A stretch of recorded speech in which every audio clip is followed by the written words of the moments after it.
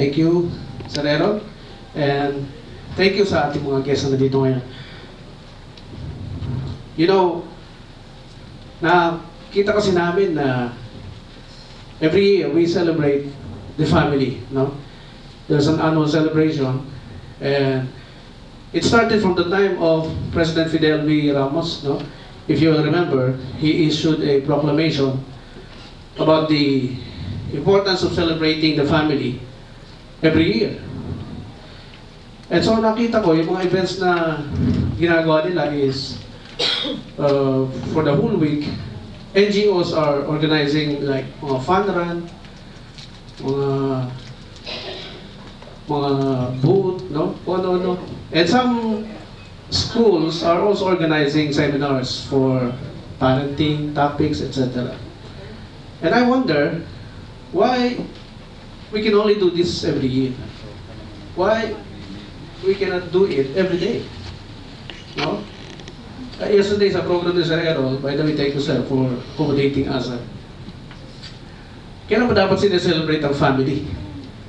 Ang sagot ko sa kanya, that should be every day. Bakit every day? Every day kayo magkakasama eh. No? Every day kayo magkakausap ng asawa mo, ng mga anak mo. Bakit kailangan every year lang kayo mag-celebrate outside, sumabay sa uso? No? So this event was conceptualized because of that understanding na mas importante ang pamilya na i-preserve at protektahan over any other things. Kaya when we announced this event a few months ago, actually last year pa namin ito naisip, pero the promotion and the marketing started just 6 months ago. We started writing the congressman, we started writing the department agencies, no?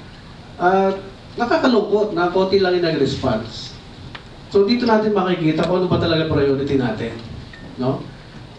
Ako pag nakita ko about family yan, cancel lahat ng event. Pupuntahan ko yan. Because that is my priority and my family's priority. Kaya makikita mo yung priority ng citizenry, kung ano yung mas mahalaga sa kanila. It was studied already many years ago that all our social ills emanated where? From the family.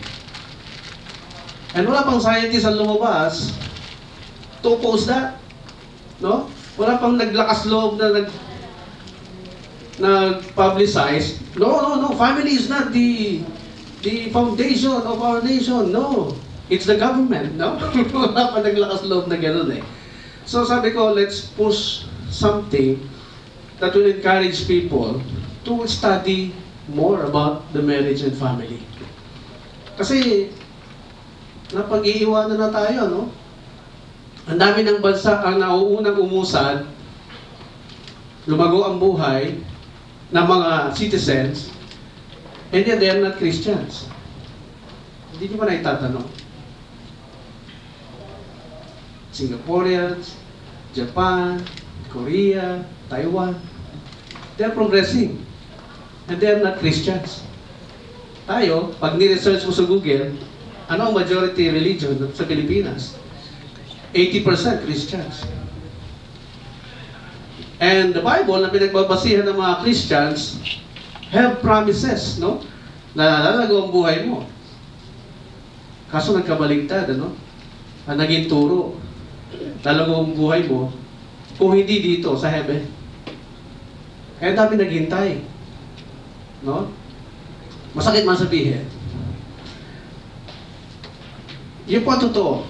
So, ang napag-iiwanan ng bansa natin because we are waiting for things to happen. Why not make things happen? No? Kaya pinurso namin to kahit naiilan lang kayo. Because one man have chosen only 12 people to change the world. Kaya kayo, kahit konti lang tayo, we are very hopeful that we can change the Philippines sooner. Thank you for coming. I would like to acknowledge the presence of our distinguished guests and participants, or the speakers rather. We'd like to acknowledge the presence of, unang-una, siyempre, lagi muna ito, si Dr. Maria Teresa Santos David, PAPCOM Head from Laguna. And she is also the President of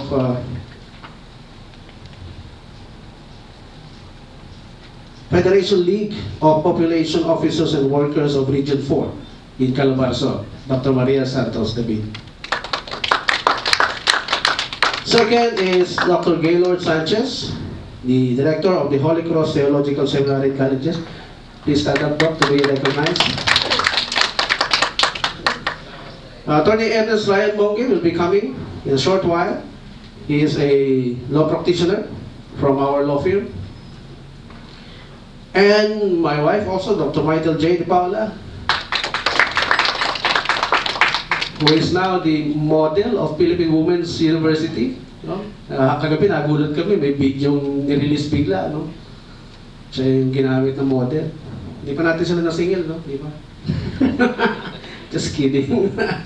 No, sana all model. So, later on, I will also speak. And a lawyer from PAO, na supposed to be si Chief Persida Acosta yung darating, pero meron siyang pinadala in the person of Attorney Karen J. Del Rosario, the OIC of Public Attorney's Office in Pasay City. So, dun sa bandang hapon. We designed this event na for every speaker, you can ask questions, no? Pero pag hindi niya na-discuss, maybe it will be answered to the next, from the next speakers, no? We all have a very limited time to answer questions.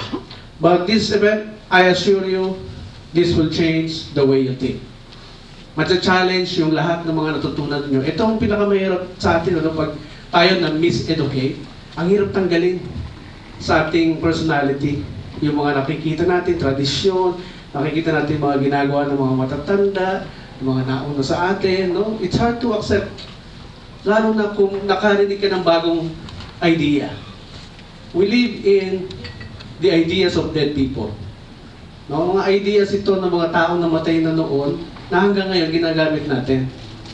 How about if we use a new idea? No, pag hindi effective kasi idea, the only way to improve our life is to have a better idea.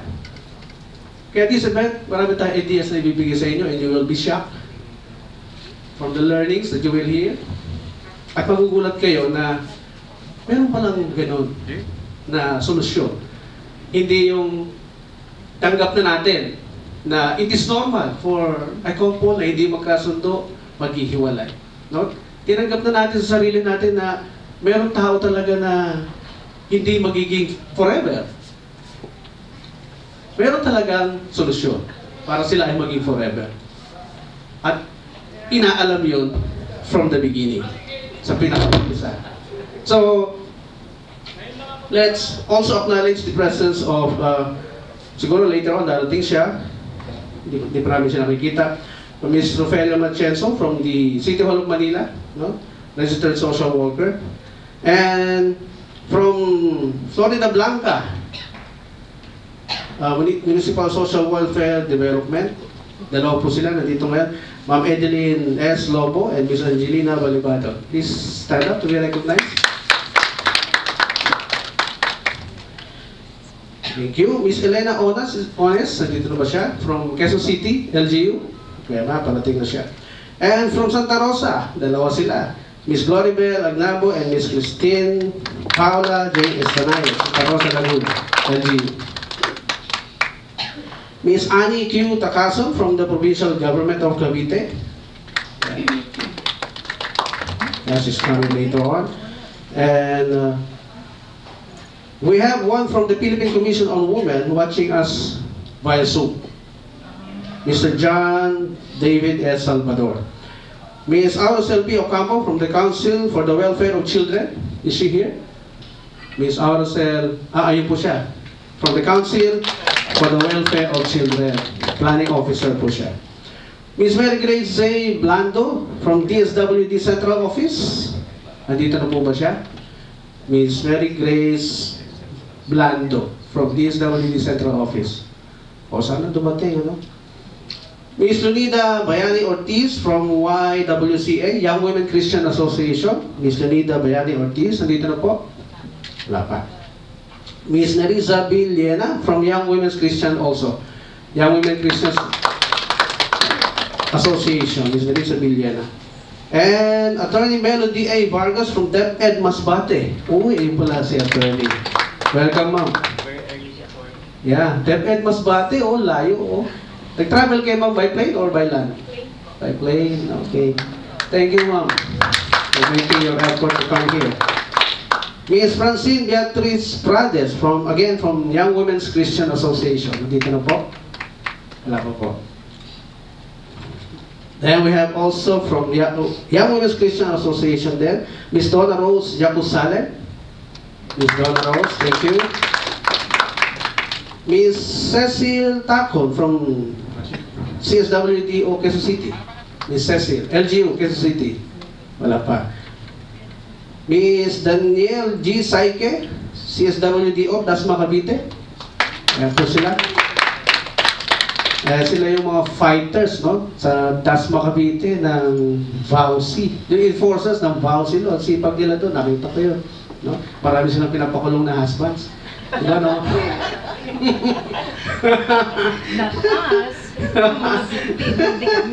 Ibig sabihin, pag meron silang sariling kilusan eh. Di ba? Di ba may sariling kilusan?